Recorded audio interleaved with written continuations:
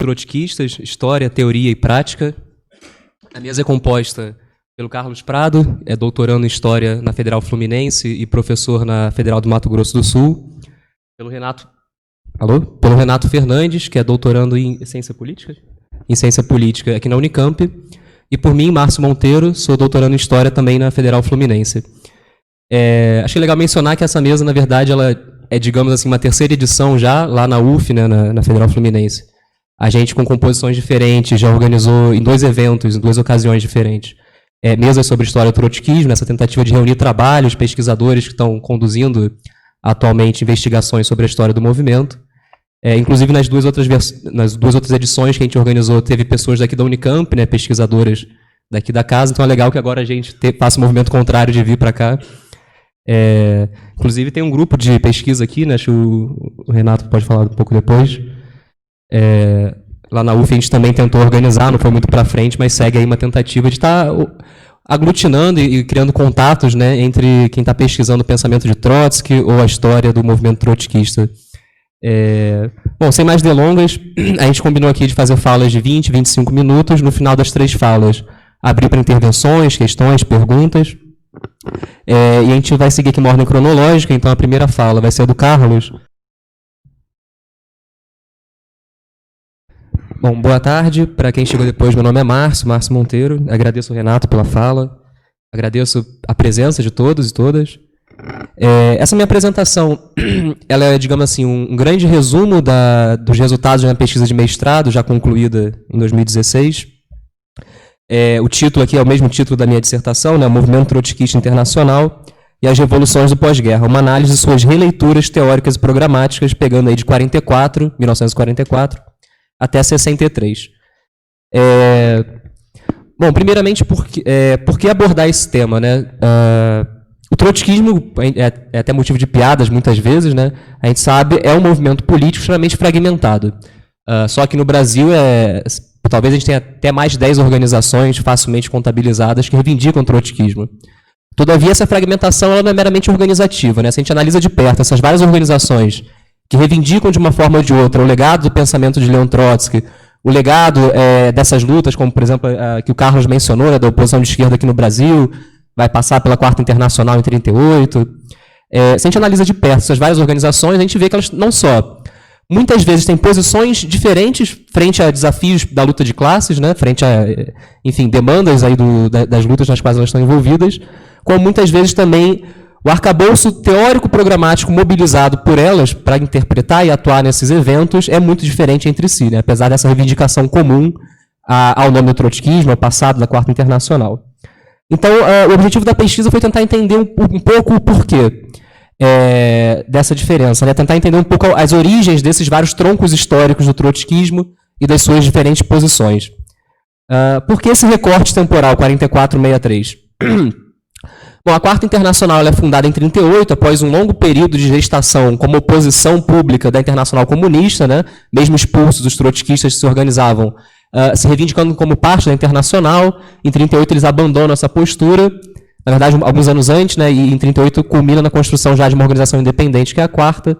Mas ela é uma organização que passa por muitas dificuldades, não só a repressão das burguesias liberais, não só a repressão dos fascistas, mas muitas vezes, talvez até principalmente em alguns casos, a repressão stalinista, né? Os primeiros quadros internacionais a liderarem o movimento trotskista internacional são brutalmente assassinados.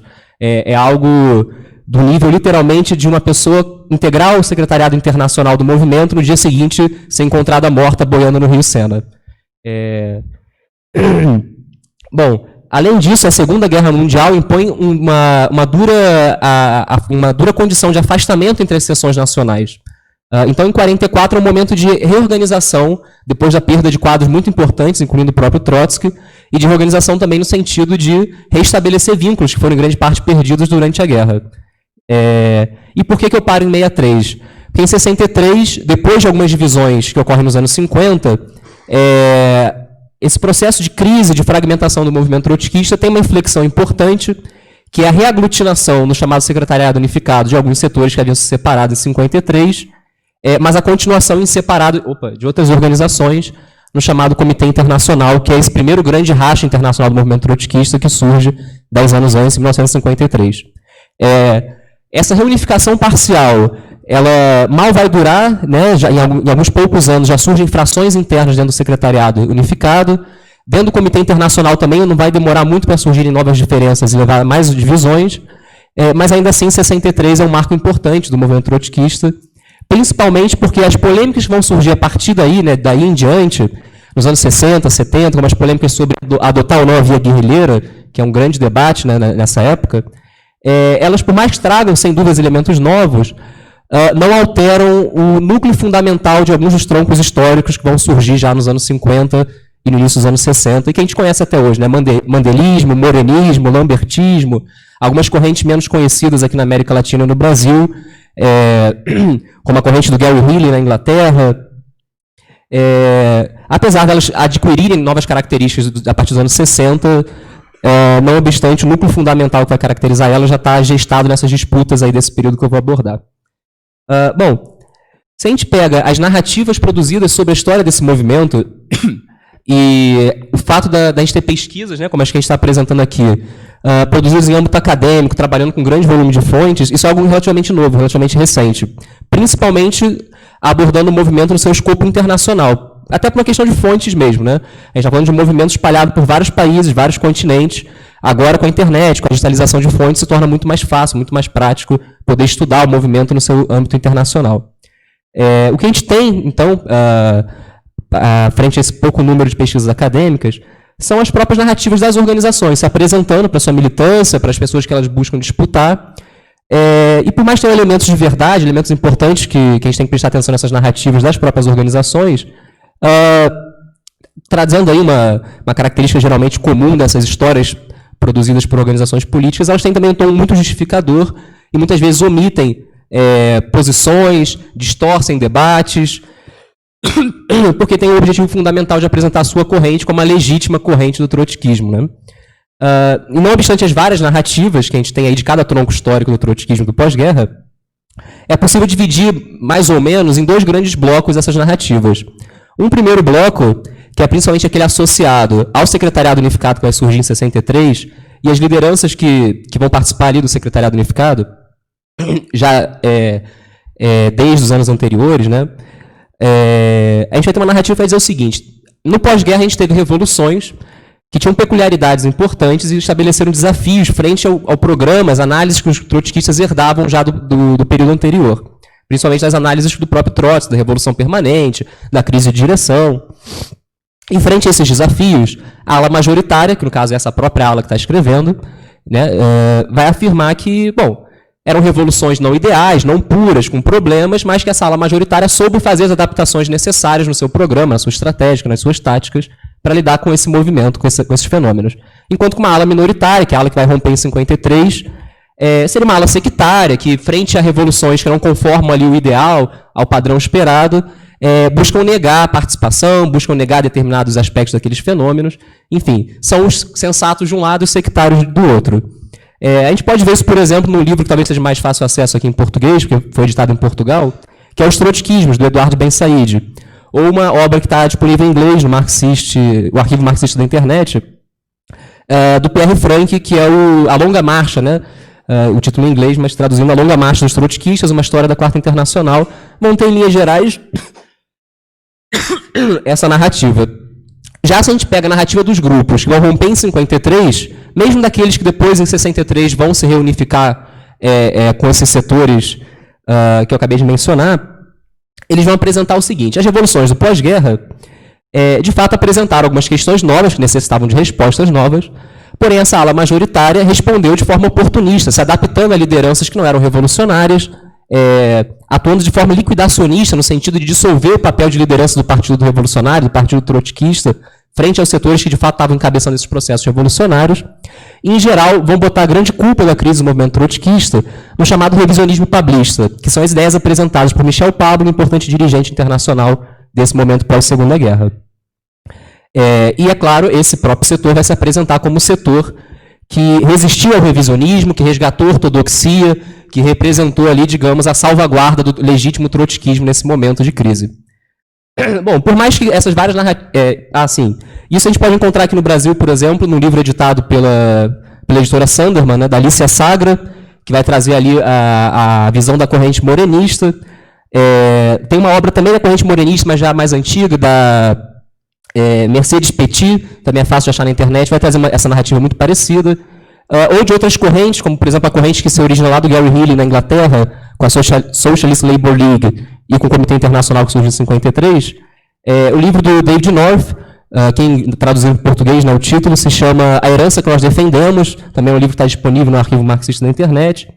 Ou o livro da tradição lambertista, né, do Jean-Jacques Marie, que foi editado aqui no Brasil, acho que no início dos anos 90, é fácil achar em sebo hoje em dia, chamado O Trotskismo, é um livro pequenininho. Todos eles, em geral, são livros pequenos, não trabalham com fontes, fazem mais um resumo ali dos congressos e trocam essas acusações mútuas, né?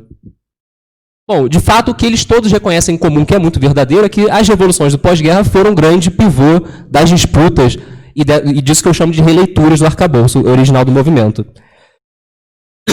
Só que diferente do que essas narrativas buscam apresentar, a gente não tem dois blocos homogêneos, de revisionistas de um lado e ortodoxos de outro, ou então de sensatos de um lado e de sectários de outro. Como eu vou tentar apresentar aqui de forma um pouco panorâmica, né, porque cada vertente, cada tronco histórico merecia uma apresentação à parte para a gente dar conta das suas peculiaridades. Inclusive, essa minha apresentação se baseia no artigo já publicado na revista Outubro, onde eu trabalho de forma mais detalhada do que vai ser possível trabalhar aqui. Então fica a sugestão de leitura para quem quiser se aprofundar. Mas o que eu vou tentar demonstrar aqui é que, na verdade, não são dois blocos homogêneos, eles têm algumas características fundamentais em comum, apesar dessas acusações muito duras que trocam entre si. Bom, como eu falei, as revoluções do pós-guerra são o grande pivô das disputas, né? E por quê? Muito resumidamente, um dos grandes pilares do movimento trotskista, até hoje um dos grandes pilares do trotskismo, seja de que forma se reivindique ele, é a teoria da revolução permanente.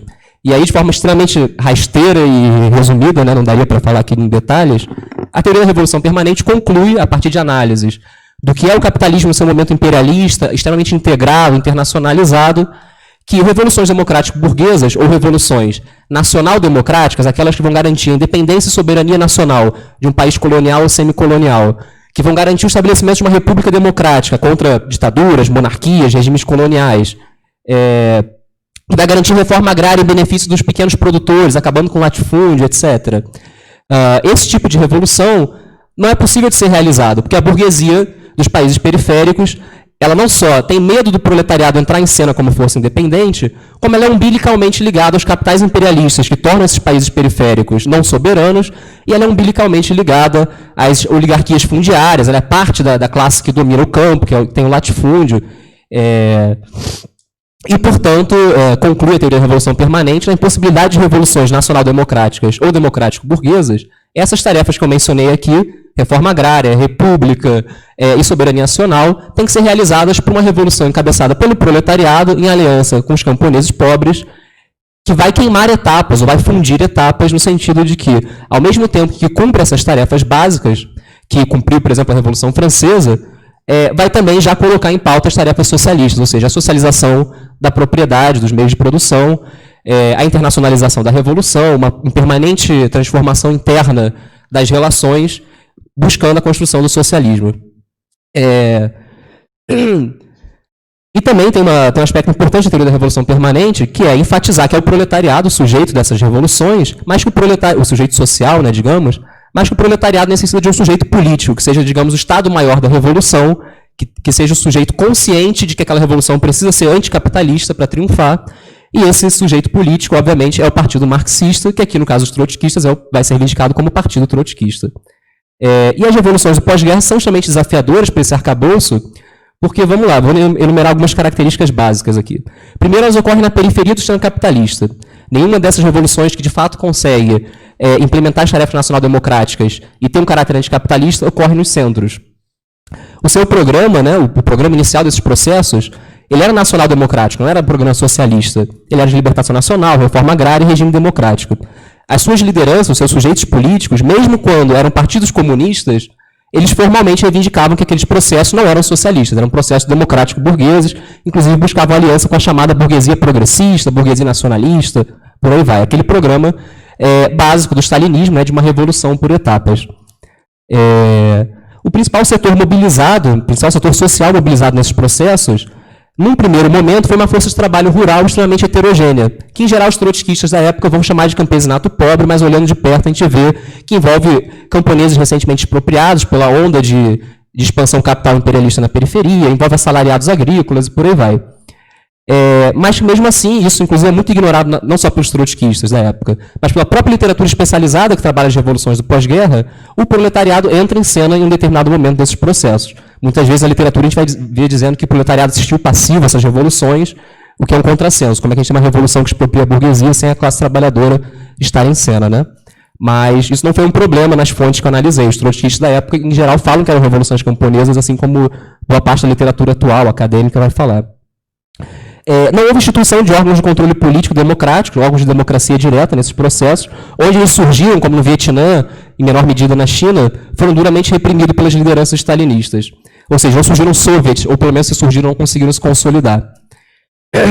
E no primeiro momento, após a destruição do Estado, foram formados um governo de coalizão junto com os setores da burguesia nativa, a propriedade privada foi juridicamente defendida e a perspectiva que se estaria criando formações sociais capitalistas nacionalmente soberanas. Não obstante, aqueles processos que de fato realizaram essas tarefas que se propunham nacional-democráticas, a minoria dos casos, só conseguiram realizar elas de fato expropriando a burguesia nativa, expropriando os capitais imperialistas, portanto, se erguendo enquanto revoluções anticapitalistas. Inclusive, é só nesse segundo momento que as lideranças desses processos adotam um discurso socialista, de que estamos construindo aqui um socialismo. E é também um momento em que, em geral, a gente vai ver uma atuação mais forte do proletariado nas cidades, ocupando fábricas, fazendo greves, enfim. Essa minoria de casos, ela pode ser observada nos seguintes lugares.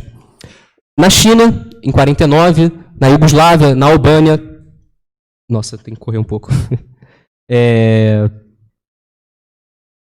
Perdão, me perdi aqui.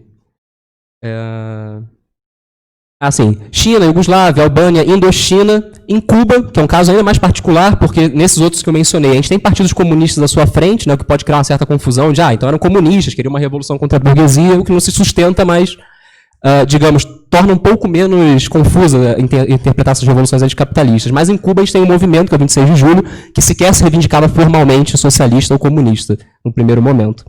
E no leste europeu, a gente tem um caso um pouco particular, que é a expansão militar da União Soviética, expandindo suas fronteiras, ocupando os países que até então estavam sob domínio da Alemanha nazista.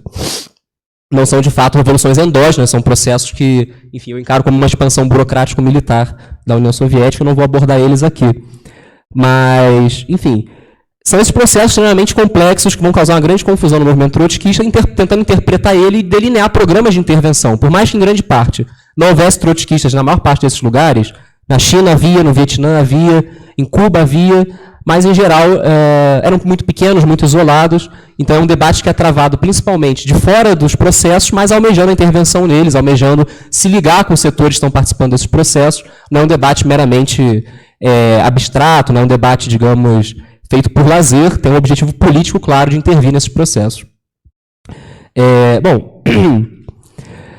Essa chamada ala majoritária, né, que é basicamente o setor que em 53 vai permanecer como quarto internacional, numericamente vai ser maior do que os que vão se retirar, acusando esse setor majoritário de revisionista, e que vai ser liderado aí, ao longo desse período pós-guerra, por nomes como Michel Pablo, Ernest Mandel, Lívio Maitan e Pierre Franck. Em determinado momento, o Michel Pablo vai romper com esses outros nomes que eu mencionei, vai romper com a própria quarta internacional, mas durante um bom tempo ele é também um dos operadores dessa política que eu vou mencionar aqui agora, que, frente a esses processos, primeiramente frente à expansão soviética no leste europeu, vai introduzir no arcabouço do movimento trotskista uma novidade, que é a possibilidade de uma transição gradual à ditadura do proletariado.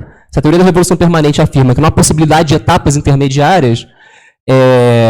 Esse setor majoritário vai travar uma série de debates no final dos anos 40 e início dos anos 50, afirmando que a ocupação soviética do leste europeu está gradualmente transformando aquelas formações sociais em formações sociais não capitalistas. Porém, é gradual. Elas são um estágio intermediário nesse momento que eles estão debatendo ali da virada dos anos 40 para os anos 50. Para definir essa absorção da União Soviética desses estados satélites, né, eles vão lançar a categoria de assimilação estrutural, que vai apontar principalmente esse caráter gradual de transformação. E essa lógica gradualista vai ser aplicada depois para interpretar o caso da Iugoslávia, que se apresenta para o movimento trotskista de forma muito contundente, por conta da ruptura do Tito com Stalin em 48, que vai gerar todo um debate, uma solidariedade, inclusive, com o regime iugoslavo por parte do movimento trotskista. E para explicar esse processo, no momento que eles estão debatendo, ocorre também a Revolução Chinesa, então é um debate conjunto do que houve na Iugoslávia e o que houve na China.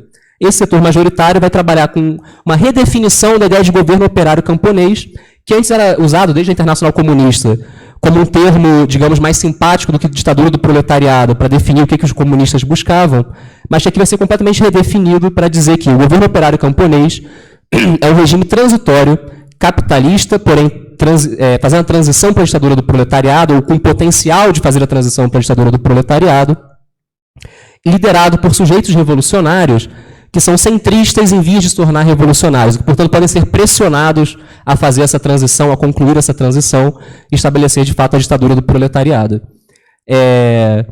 Portanto, os partidos stalinistas à frente desses processos, eles não vão ser mais vistos como contra-revolucionários.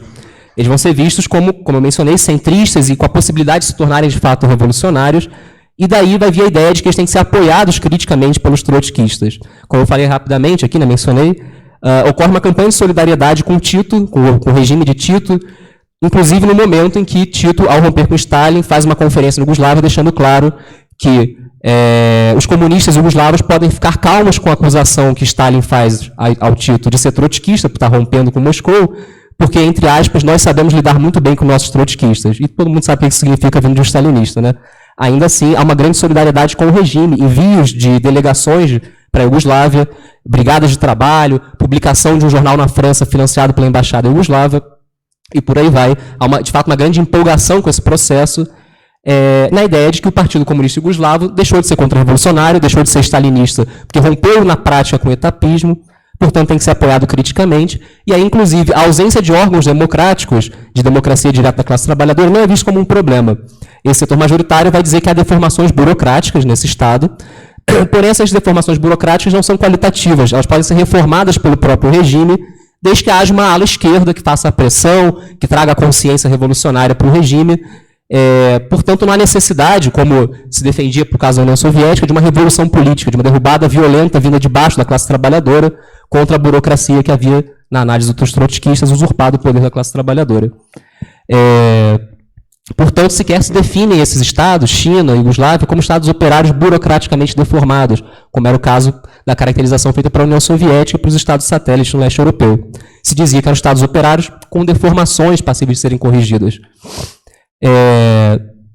E mais particularmente o Pablo, o Michel Pablo, vai ter uma contribuição pessoal para esse debate, que vão ser teses segundo as quais a gente está ali no momento de guerra da Coreia, começo da Guerra Fria, então vamos contextualizar também para não parecer algo de outro mundo. Ele vai definir que existe a possibilidade concreta de uma terceira guerra mundial, que essa terceira guerra mundial vai se dar entre Estados Unidos e União Soviética, e que, portanto, os partidos comunistas e stalinistas ao redor do mundo vão operar um giro revolucionário para defender a União Soviética contra a ameaça imperialista. E esse giro revolucionário vai levar ao poder os partidos comunistas e stalinistas, criar um longo período de dominação desses partidos, e, portanto, seria tarefa dos trotskistas se dissolverem dentro dos partidos comunistas e stalinistas. Ele vai chamar isso de um entrismo sui generis, é uma forma de entrismo diferente daquela que vai ser elaborada pelo Trotsky e seus aliados antes da guerra, porque isso está nos documentos e tal. O programa trotskista tem que ser mascarado, para não ser expulso, obviamente, dos partidos comunistas que não admitiam, na sua estrutura burocratizada, tendências, frações, divergências. Então, os trotskistas, basicamente, têm que entrar lá, não se apresentarem como trotskistas, porque os partidos comunistas seriam levados pelas forças objetivas ao poder, e uma vez lá, os trotskistas poderiam atuar como uma ala de pressão interna para corrigir deformações, enfim, melhorar os regimes que seriam criados a partir dessa pressão toda.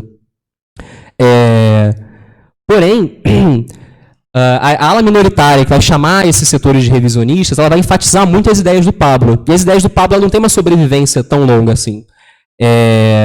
Já no 4º Congresso Mundial, ele volta atrás nessas teses, ele reconhece que há um arrefecimento das relações entre Estados Unidos e União Soviética, que não existe mais a iminência de uma terceira guerra mundial, e, portanto, ele ameniza um pouco essas suas ideias e propostas. E é importante mencionar isso, porque assim a gente entende como que alguns setores puderam romper em 53 acusando o revisionismo pablista de destruir a Quarta Internacional e voltaram 10 anos depois apesar de não ter ocorrido uma alteração das teses fundamentais desse setor. Então, bom, indo agora para esse setor minoritário, que vai se reivindicar antipablista ou trotskista ortodoxo, e aí eu estou falando principalmente dos setores que vão originalmente compor o Comitê Internacional em 53, vão fazer essa primeira grande ruptura do movimento, né? Então, é principalmente o SWP dos Estados Unidos, a Socialist Labour League da Inglaterra, o PCI francês, que, na verdade, ele racha ao meio, por conta da pressão que vem da direção internacional para que ele se dissolva no Partido Comunista Francês. Uma ala majoritária vai se recusar a aceitar isso e é expulsa da Quarta Internacional. Então, na verdade, precede até a ruptura de 53, isso é um ano antes. E na América Latina a gente tem o SLATO, né, o Secretariado Latino-Americano do Trotismo Ortodoxo, que vai ser liderado pelo Nahuel Moreno, do qual o Renato já falou um pouco. E essas vão ser as forças principais do Comitê Internacional de 53. Vão ter outras, mas são os principais. Bom, me apressando um pouco aqui, porque eu já cheguei aos 20 minutos. A primeira coisa que é importante destacar, como eu falei lá no início, não são blocos homogêneos nem diametralmente opostos, né? Os supostos ortodoxos e os supostos revisionistas. Por quê? Esses setores que rompem em 53 não vão rever as análises gradualistas que foram utilizadas para explicar a transformação do leste europeu, da Iugoslávia e da China. A diferença que eles vão apresentar não é no sentido da explicação de como que se chegou a uma ditadura do proletariado. É uma divergência mais política, no sentido de que vão negar que se deva apoiar esses regimes, mesmo que criticamente, e que vão negar também que a ausência de democracia proletária é meramente uma deformação burocrática. Vão dizer que, de fato, é necessária uma revolução política que derruba o stalinismo nesses países. Por isso, eles vão acusar o setor majoritário do movimento de liquidacionista, por dissolver a tarefa de liderança do trotskismo nesses lugares de revolução política, de combate ao stalinismo. Algo importante que eu acabei pulando, né? Essa ala majoritária, ao fazer essas análises de que lideranças não revolucionárias podem liderar revoluções, ela acaba, no mundo inteiro, vendo possibilidade de sujeitos não revolucionários encabeçarem processos revolucionários impulsionados pelas chamadas forças objetivas, né? Primeiramente os partidos comunistas, depois eles vão expandir isso, inclusive, para forças reformistas, a partir do exemplo cubano, argelino. Então, eles passam realmente a secundarizar o papel de liderança do trotskismo e apostar na possibilidade de pressão sobre outros sujeitos políticos. Por isso, vão ser acusados de liquidacionistas por esse setor que rompe em 53. Todavia, como eu mencionei, alguns vão se reaproximar, já nos anos 60, principalmente a partir de acordos frente ao processo argelino, né, a guerra de independência da Argélia, e principalmente frente à Revolução Cubana. Eles vão ter acordo de que é necessário um apoio crítico, no caso argelino, à Frente Nacional de Libertação, e um apoio crítico, no caso cubano, ao Movimento 26 de Julho. Vão ter algumas diferenças de caracterização de para onde vão esses processos, mas, em geral, eles vão ter esse acordo fundamental que vai permitir a reunificação parcial do movimento, de que o papel do trotskismo nesses países é ser uma força auxiliar dessas lideranças que já estão colocadas no processo, mesmo que essas lideranças não sejam socialistas revolucionárias, e sim nacional-reformistas, ou nacional-libertadoras, enfim. Esses setores que retomam, né, para a Quarta Internacional e formam em 63 o Secretariado Unificado são principalmente o SWP dos Estados Unidos, que após retornar vai ter uma trajetória de abandono progressivo do trotskismo, até que em 82 eles formalizam esse abandono, dizendo que a teoria da revolução permanente não se sustenta frente às revoluções do pós-guerra, e vão se tornar basicamente uma força castrista, né, de divulgação nos Estados Unidos dos sucessos da Revolução Cubana, de defesa do regime castrista nos Estados Unidos. Seu jornal vira basicamente um porta-voz do processo revolucionário cubano, e a ideia de construção de uma internacional trotskista, etc., é completamente abandonada pelo SWP já nos anos 80. Outro setor que participa dessa reunificação é o SLATO, do Nahuel Moreno.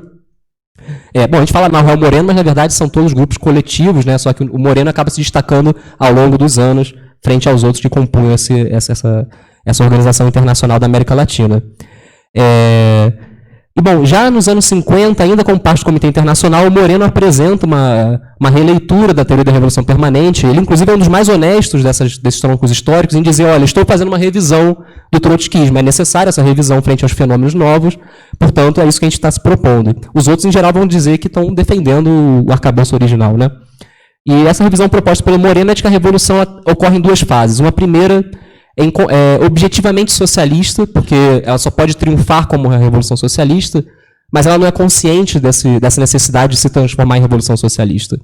Em termos políticos concretos, o que o Moreno está dizendo é que essa primeira fase da revolução ela vai ser liderada por sujeitos que não vão ser partidos ou organizações socialistas revolucionários, e que a tarefa do trotskismo é se juntar a esses sujeitos e empurrar eles à frente nesse processo, para que, no segundo momento, uma revolução conscientemente socialista ocorra, onde os trotskistas vão, de fato, tomar a frente do processo e concluir ele como uma revolução anticapitalista. Em analogia com a Revolução Russa, o morenismo vai chamar isso de Revolução de Fevereiro e Revolução de Outubro. Posteriormente, ao longo da década de 70, 80, isso vai ser redefinido principalmente no termo de Revolução Democrática, como a primeira fase da Revolução Socialista. Mas aí já foge um pouco aqui do período que eu estou analisando. Vai trazer algumas inovações em relação a essas propostas dos anos 50 e 60, mas é basicamente a ideia de uma revolução em duas fases, que vai caracterizar aí o morenismo. E, bom, para concluir muito rapidamente, existem outros setores interessantes de resgatar do trotskismo internacional desse período, que não vão nem cair na tentação. Tem os setores que permanecem no Comitê Internacional, né, os lambertistas, o grupo da Inglaterra, que nesse momento em que ocorre a reunificação, que vai gerar o Secretariado Unificado, vão, digamos assim, ossificar a teoria da Revolução Permanente, dizendo que, olha, se não existe uma liderança socialista revolucionária, portanto, trotskista à frente de um processo, esse processo não pode, em hipótese alguma, ser anticapitalista. Dessa forma, eles vão negar que Cuba tenha rompido com o capitalismo, vão caracterizar o regime de Fidel Castro como uma ditadura bonapartista capitalista. O lambertismo vai rever isso 10 anos depois, mas o grupo inglês, a SLL, vai manter essa caracterização e, enfim, vai ser, digamos assim, de um lado, uma adaptação aos fenômenos complexos que surgem, de outro, uma negação completa dessa complexidade. Mas existem alguns setores que não caem em nenhuma tentação nem na outra, setores muito minoritários, que eu vou só pontuar aqui rapidamente. Principalmente, na virada ali dos anos 40 para os 50, o RCP inglês, que vai ser destruído pela própria liderança da Quarta Internacional por conta da sua oposição ao apoio ao regime iugoslavo, e que vai resgatar um debate do que é o Estado capitalista e como é que se dá a transição para uma ditadura do proletariado a partir desse Estado, onde ele vai dizer, olha, o que acontece na Iugoslávia é uma exceção histórica, não é um modelo a ser seguido.